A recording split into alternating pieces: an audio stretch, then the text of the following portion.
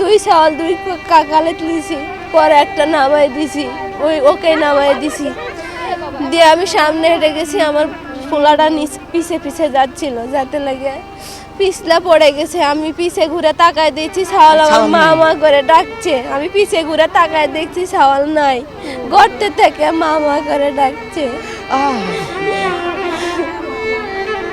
এখানে একটা আপনার এই ট্রলি বালকানি আসছিল, আসে ওই জন্য পুঁতে গেছে। আর মা আবার আসছিল ছেলে ওটা ট্রলিটা ঠেলে দিতে দিয়ে আসে, দেখে তো একটা ছেলে কুলে নিয়ে যাচ্ছে, ট্রলিটা ওখানে বালকা নামা ফেলে দিছে।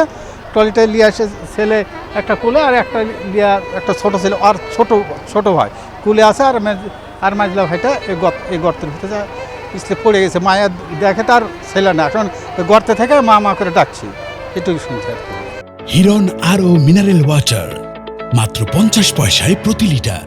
একটার সময় খবর পাই আর কি, তানোর ফায়ার স্টেশন থেকে একটা সময় খবর পাই আমরা জনবল নিয়ে টানা উঠলে আমরা আসি, এখানে ঘটনাস্থলে আসার পরে দেখি এই অবস্থা। গভীর একটা নলকূপে একটা ছোটো বাচ্চা পড়ে গেছে, আওয়াজ শোনা যাচ্ছে আর কি, কিন্তু এখনও উদ্ধার কার্যক্রমভাবে শুরু করা যায় নাই। চিকন গর্ত তো লোক ঢোকা যাচ্ছিল না, এই জন্য আমরা মোটামুটি আরও এই ওসি সাহেবের সাথে কথা বলেছি, টিওনো স্যারের সাথে কথা বলছি।